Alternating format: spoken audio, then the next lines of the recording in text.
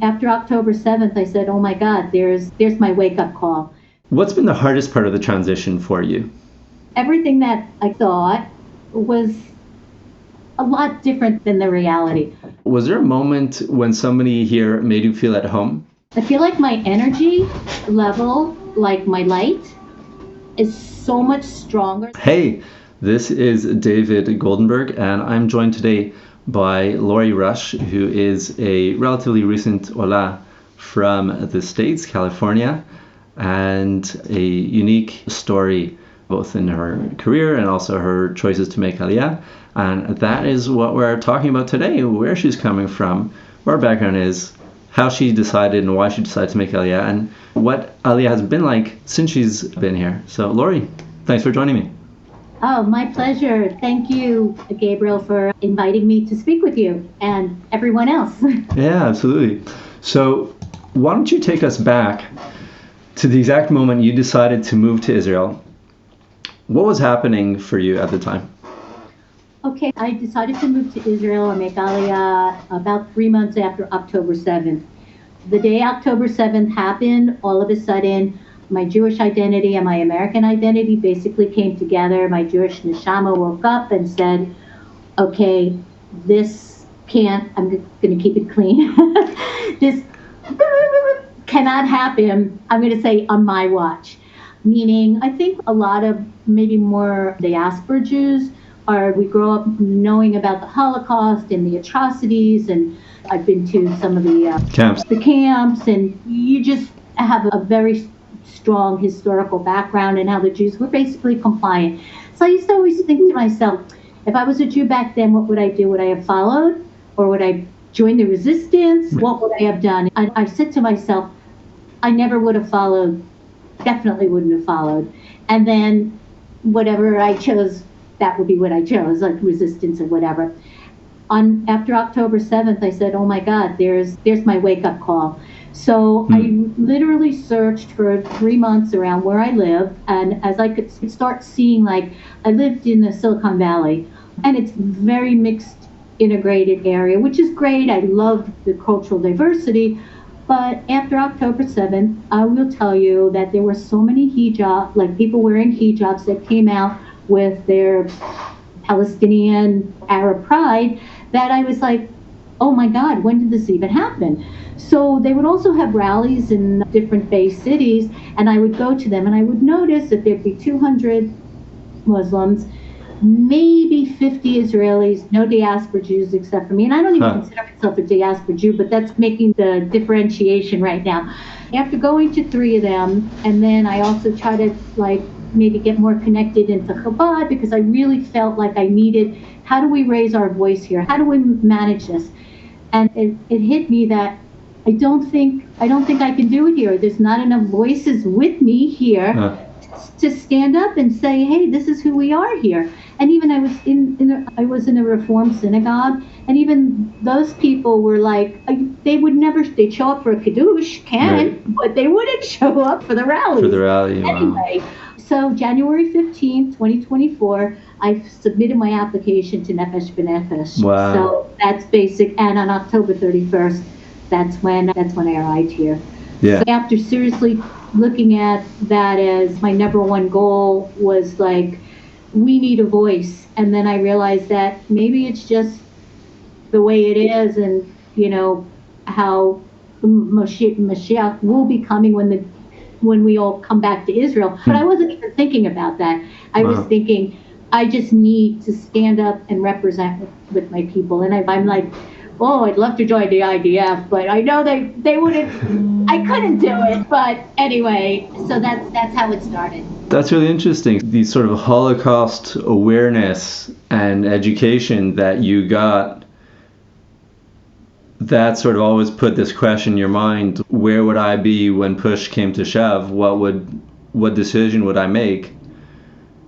And push came to shove on October 7th. You shared with me before we started recording, you started seeing Free Palestine banners on the overpasses, on the highways there. On the freeways. I live near a very upscale mall called Valley Fair. It's San Jose and Santa Clara. There's Free Palestine written in chalk on the sidewalk. So Uh, I had some water, and I just poured the water on it, and I tried to erase it with my foot. But it was like I never saw before. huh. So where I lived, and I Yeah. lived there for 25 years. Wow. And Wow. then I just realized also that you don't really know people, because I think we were chatting before about my one of my teammates, my jiu-jitsu teammates. He was from Palestine. We knew each other. No, his family, I guess his sisters are Palestinian. They were living in America, and he's been to my home with a group of other teammates. I've been to his home, so we were all friends.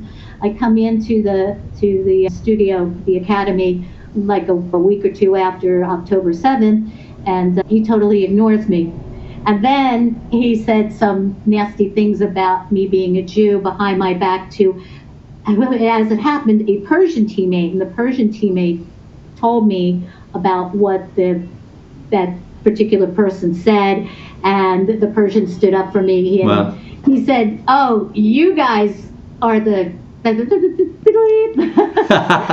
not the Jews." So True enough. Wow. That's really crazy. first time I felt it myself, that somebody really didn't like me for what I am and not what you see. Yeah, it's funny. I remember my mom taught in public school for many years, and she had a colleague who taught there as well, and another Jewish colleague. And sometimes they would have Arab students who said that they were Palestinian, and she asked everybody, "Where are you from?" And if somebody said they're from Palestine, she said, "Oh, that's interesting. So here I have a map of the land of Israel. Can you show me where Palestine is?" So that was that. I have to add something to that. I'm sorry, I'm Please. fatty. Please. So for several years in the 90s, I was the general manager for a technology company in Australia. They sent me over there to set it up and run it. So I was headquartered in Sydney, but I went to Melbourne, and I'm in a cab. Cab driver's talking to me, "Where you from?" Blah, blah, blah. And I said, "Oh," and he had an accent, and he says he's from Palestine. And then I knew I was Jewish, right? And I knew, where's Palestine, right? So I said to him, "Oh, you mean Israel?" And he said, "No, Palestine." I said, "Okay, so where exactly is Palestine?" And he was getting mad at me. And then I said, "You know what? Let me out of this cab right now." Out of the cab, because I knew it was going nowhere. Right. And that was 30 years ago. Wow. Anyway. Yeah, funny. I had a similar story actually. When I made Aliyah, I was making Aliyah actually with this other guy it was a Nefesh B'Nefesh flight, and so I shared a cab to the airport with this other guy who was on the flight. And so we're chatting with the cabbie, and long story short, so he tells us that he's also from Palestine, quote unquote, and we're looking at each other, but we didn't get into it with the courage that you had. But I was just like savoring the irony of this guy living in New York and taking two Jews to go make Aliyah to Eretz Yisrael. I'm like, yes, that's right. You drive. The cab door, you should have said, "Hey, we're moving." Right. So let me ask you, what did you think life would be like here, and where were your expectations met, and what's been different? The first thing was, as I wanted to move to Yerushalayim, because I said, I might as well lean in all the way to my Judaism. And because if I wanted to go to Tel Aviv or Haifa, or I could live in LA, I could live in Miami, or I could stay where I am. So I felt that Yerushalayim was the place for me. My expectations were, the last time I was here was 30 years ago, and then the time before that was like 40 years ago. Wow. So I was working on old information. However, I had worked for a lot of cybersecurity companies that were US based, but they had Israeli management. And so culturally, I knew what to expect. And I figured, how bad could it be? If they're intact, it's got to be there. So I didn't really know what to expect. I said, but whatever it is, it's going to happen, because you know what? I don't feel like I have a home now. I don't feel like San Jose is my home anymore. When I got here, it was amazing, because everything that I thought was a lot different than the reality. For one, I thought there is a lot of diversity here. You could be tsunut, or you can walk around in a sleeveless tank and shorts and with your belly hanging out and your belly ring. And it's okay. And there's like a Hasid guy walking on the street, and there you are in a tennis dress. So it was, and I didn't expect. I thought everything would be like pretty much all covered up. So then I'm like, I don't wear a lot of showy clothes that show like that expose a lot, but I'm not usually something unless I go to shul. Sure. So I was like, I sold and gave away all those clothes. I could have kept most of them, but that's okay. And then the food blew me away. Was so delicious. And then also, being Ashkenaz, I had lived in New York as a kid, grew up there, then moving to California. I really didn't know what Sephardi was. I heard of Sephardi, but I thought, we were all the same. I come here and I see, we're in the minority. But the flavors and the food was so amazing to me that I just love it.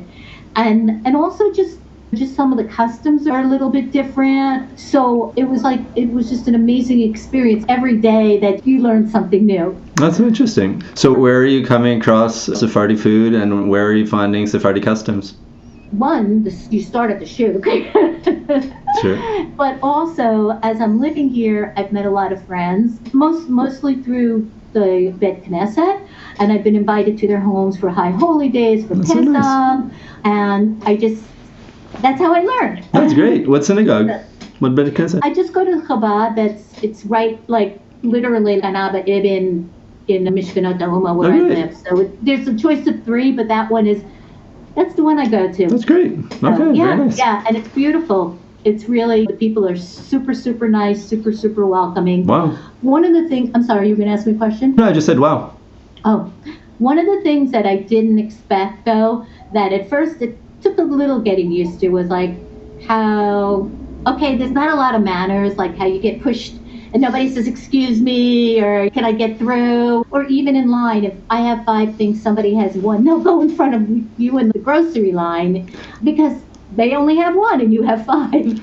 So I got used to that, and I went to... and people should be asking you for permission to do. I'm usually the one who does the groceries for us, and sometimes people ask me, I'm like, yeah, sure, whatever.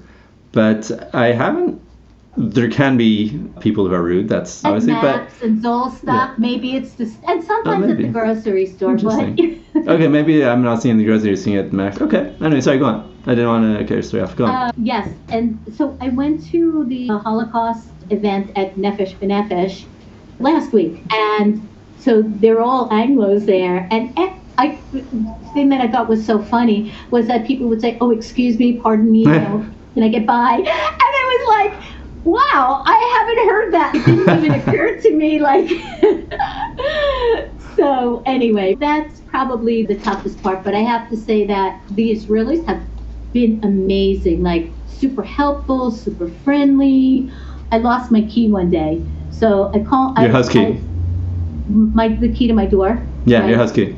Yeah, my house key. And I was at whenever it was, I was at my rabbi's house, and I think it was Shabbat, and or some holiday.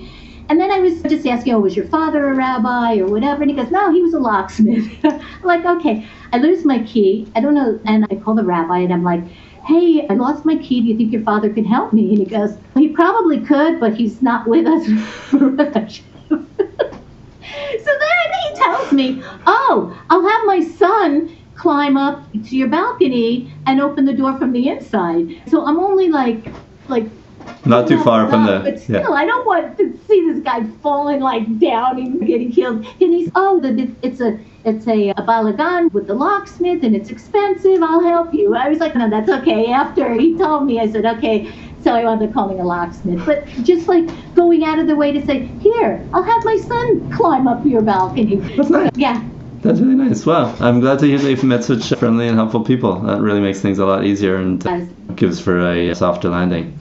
Yeah, but I do notice there are, and I've gone to 2 different ponds, so that's not my thing, but there were people there that were really like not enjoying their whole Aliyah experience. And I get it, because there's a lot of things you go down to switch out your license, you come back, and then they're like, oh, you need this, and you go back again and back again. But it's like, it is what it is. So it's how you make of it. So I feel bad for the people that, are saying, oh, everything's terrible, but it's really not. Okay, I'm glad to hear that. What's been easier than expected, and what's been harder than expected?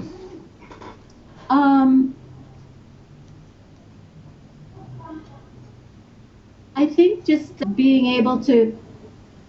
So my life here is not far from my life that I built for myself in America.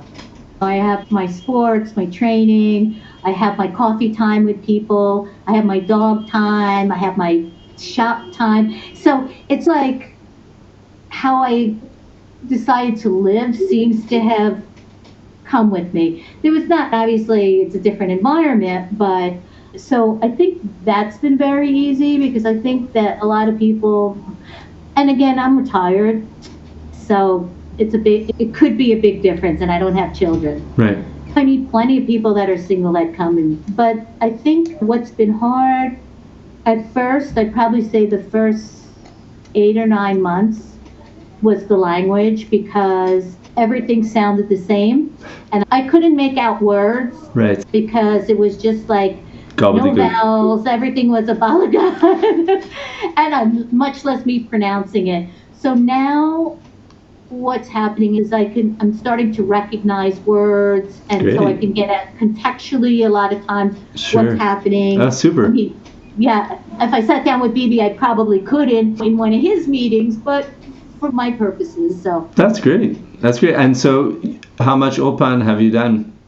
I've done about a year, 6 months in bed, which is completely re-immersed. Oh, great. Yeah, and so in the beginning it was okay, but then it got to a point where it was like, I just didn't even understand what they were saying to know how to do the exercise. So I was like, rather than being unhappy, I stopped. And then I found Morasha teaches in English. Okay. So you learn like where the verbs and the prepositions and all that line up. And that was okay, but then I'm more of like somebody that jumps in to do things. Right. So I had 6 months of that, and then I said, you know what, I'm going to commit 4 years to being fluent, but and it'll be street talk. But I don't need to, I'm not speaking to diplomats or creating contracts or proposals for anybody, so. Good for you. So that's what I do. I practice and like my regular stops along the way, and my notes and when you go out for your walks with the dogs and you're chatting with the shopkeepers and what have you, all the time. And then what's funny is they'll be like, Ethel Klavim. I'm like, Shnaz. They came fantastic. Okay, good for you. That's really interesting. Was there a moment where it hit you, let's say early on, where it hit you, I live here now? What? I'm sorry, you broke up just a little? Was there a moment early on where it hit you, I live here now? Yes, definitely. I think after I got my apartment, and then I had to wait a while because I ordered furniture. I only came with a couple of things, but after I got my furniture, and I felt, okay, this is my home. And it really was, I really needed my nest to make me feel like really settled. Like I have some pictures and still some familial things that make me feel that is part of me. Like some of the things I had that go back to even when I went to Australia and lived there, I had brought with me. Wow. It's not family, but it's, yeah. What things, what are those things? I have a big armoire, like an antique armoire that came with me. And I have like some of my grandmother's, like a Kiddush cup and some of the little wine cups. Nice. And a bunch of pictures and that kind of thing. Great. Good for you. That's really cool. So if I can ask, so those are, you've had this experience with the Ulpan, and now you're learning on your own after getting some of the basics from Ulpan. What's been the hardest part of the transition for you? Not necessarily to do with Ulpan, but it could be, but in general. We're also in a war, right? So I'd like to just go and see some other places, like Sfat and Haifa, and go up to the north, but I don't want to be traveling when there might be a siren. But so I can't really, so is that hard for me? It's not really hard, but I'm not as free as I could be. Sure. But it's probably even more administratively, like if you want to make a doctor's appointment or a dentist appointment, I always go into the office, because if I try to do it online, I'm Googling too much. But outside of that, and the other thing is I know how to get places around Yerushalayim, but don't ask me the name of streets, because the street names are all, except for Yafo and Agrippas. Sure. But you recognize the landmarks and you get around based on, okay, this is past that building and it's 2 corners down from the other thing. Yeah, exactly. And now I know, I want to get this. Okay, I need to go here, down by the Talpiot or Talpia or whatever. Yeah, I've got the overflight right now from the airplane. I didn't even realize that I hear it in the background. You got it there too? Yeah. You never see anything, right? You don't see anything. I don't see them in your background now. I've got the window closed, but no, yeah. I never see them. I just hear them. Oh, yeah? No, actually, I do see them, because I don't know where the base is, but I think we must live near a base, because I see them not infrequently and hear them very often. Can I just share one other little thing with Please, yes. 2 days before this war started, I was so lucky that I was invited just the night before to go to Hatim, the Air Force base down by Gaza, for a barbecue for the soldiers. Oh, how nice. Yes, and it was just basically spontaneous, and I had a day of like my nails and this and that, and I canceled all of it. I said, I'm going to do this. Cool. And then 2 days later, the war started. So you're talking about the war with Iran, or the Iranian war? This war. Got it. There's all these different chapters. It's like a series, and I'm just like, which part of the shooting are we talking about? Yeah, not the one in June, like 6 weeks ago. Got it. Okay. Cool. I'd like to know, was there a moment when somebody here made you feel at home? Yes. So I was introduced to this couple, Oren and Tehila, the ones that I actually told you about. The Oren suggested my name. And my second week here, they invited me to Shabbat. And then immediately I hit it off with Tehila. She was just like my friends in America, only except with an Israeli accent. Okay. And then he's blind, and he also happens to work at the Jerusalem Blind Institute. Okay. And she said to me, she goes, we're making marak, teaching the women how to make marak at the Institute. You want to join me up Tuesday or whatever day it was? I was like, marak, what is that? Oh, soup, okay. I'm like, yeah, sure. I'm like, I don't even know how to make soup, so I'll learn something out of it. And from there, first of all, the ladies who were blind, they're cutting vegetables like a chef. There were 20 women there doing that. I was like, oh my God. Wow. I'm looking at it and I'm slicing my fingers. But besides that, her and Oren, and they also have 3 children, like 22, I think, and 16 or 17, made me feel like part of them. Wow. Almost every Shabbat I'm with them. I spend the holidays with them. So and nice. I also volunteer at the Blind Institute for them. But I have to say, they made me they just made me feel so at home that like I knew them forever. Wow, that's really special. How did you become friends with them? A mutual friend of ours introduced us, and they're not even friendly with the other ones. They see them like twice a year with somebody that I know that lived here, like twice a year. They'll get invited there. Wow, that's great. That's really remarkable.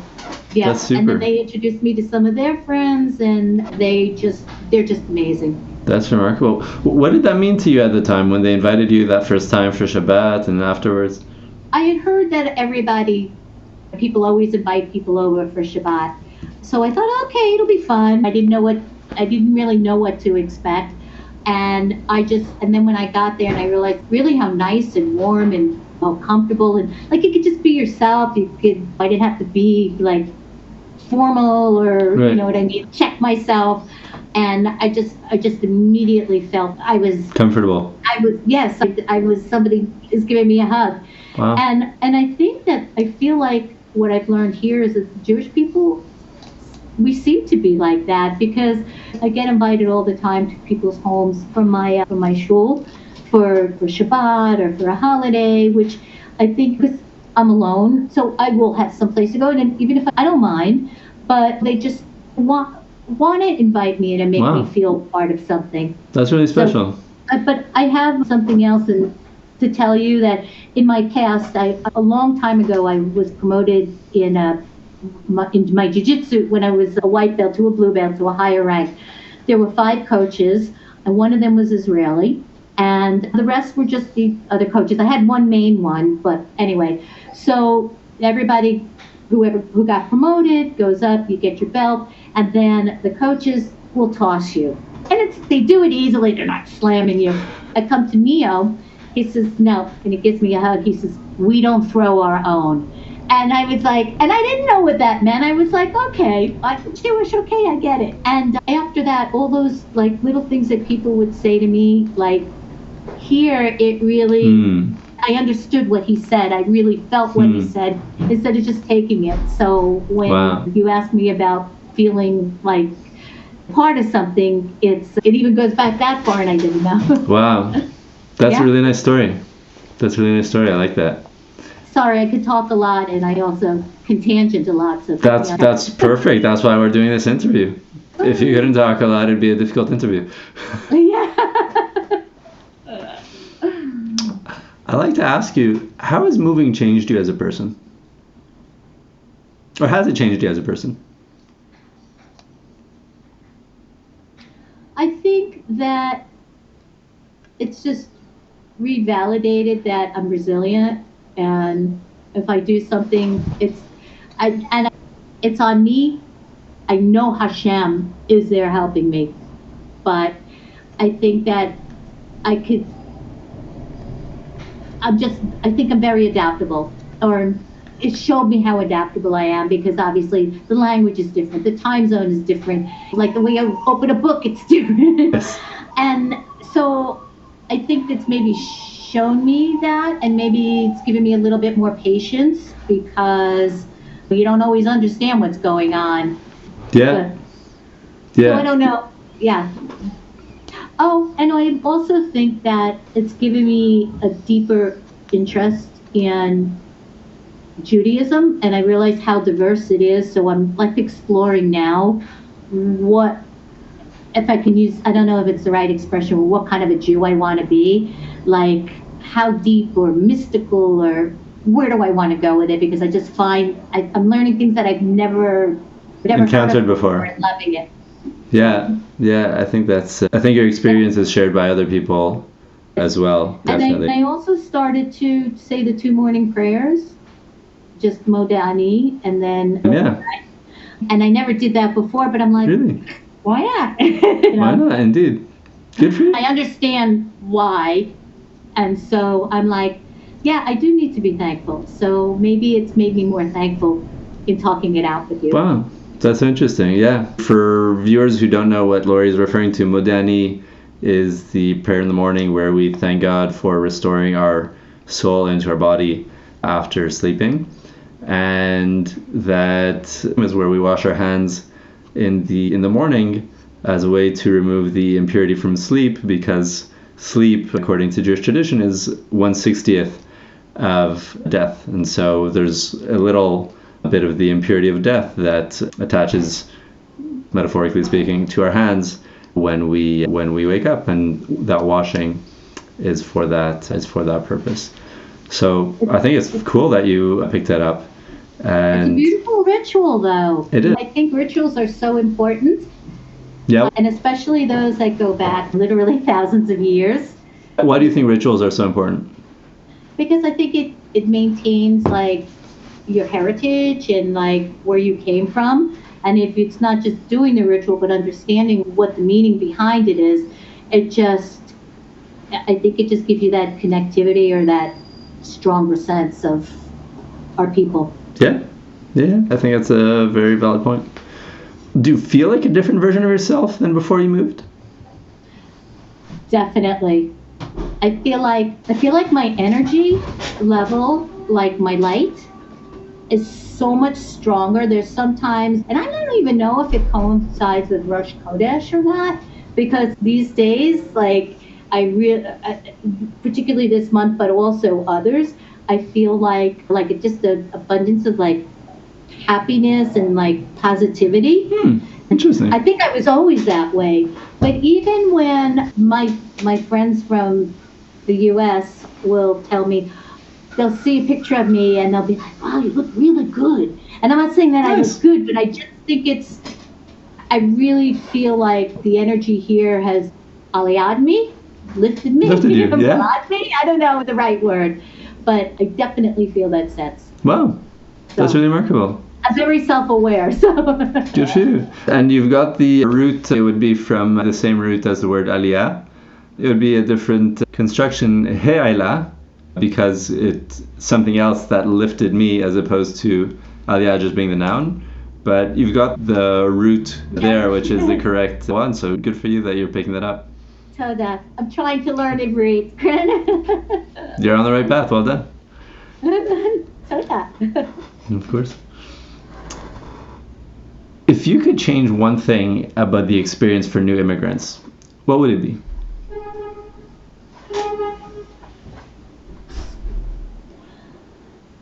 That's a tough one, because honestly, I can't really, I know that there must be a ton, but for me personally, I don't feel like everything has been so good for me that I don't really feel like it's a lot. For me, I didn't feel like there needed to be a change. But, so, sorry, I can't answer that. That's fine. That's fine. That's your experience. That's legitimate. I'm probably like one of the only people that feel that way. Everyone has their own experience, so you're entitled to express your own experience and not have to be like, oh, my experience is not the same as everybody else. Shame on me. Yeah. That's not the story. If someone is watching this and thinking about Aliyah, what would you tell them that maybe nobody told you? I think that you could have, now I can only speak coming from America, but I think that you can have almost just about the same quality of life and almost the same availability to things. Like, can you get Amazon overnight? No. You still can get Amazon, but not just that. I think that here they have their own versions of what you had at home, or what you have in America. So it's not, I'll give you an example. You like a vacuum cleaner, like a Dyson or a Shark, it's here. It's not, oh, I'm not going to be able to get this or that. And so I think for me it was surprising because, again, the last time I was here was 30 years ago. I didn't make a pilot trip or anything, so I didn't know what to expect. Right. At just about every convenience, you can find it here, which I thought was going to be like, okay, I'll just do without, but it might not be the same brand, but it's the same. You've got all the appliances, for example, that you might need. You've got shopping conveniences. That might be a bad example, but you like Nike running shoes or Hokas or whatever. Sure. Oh, you can even get Cheetos here. Yes, Cheetos and Doritos. I had to have them to make sure. Ben and Jerry's. It's far off, but it's not so far off. I like those examples, actually.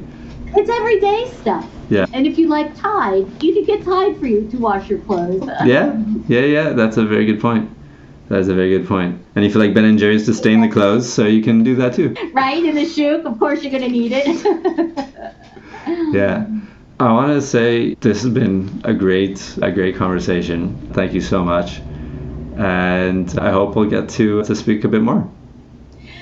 It's really been my pleasure. It's been so much fun. And I think anybody that might be considering or not even considering it, come to Israel and check it out. You'll be blown away by its beauty. Oh, can I say one other thing? Please. About Israel that just made me think of it is the fruits and vegetables are so amazing here that you'll eat like the cherry tomatoes like M&Ms. That's how good they are. Yeah. I'm not somebody who used to be into tomatoes and I actually got into cherry tomatoes, which is saying that like growing up, I just generally hated vegetables. Same.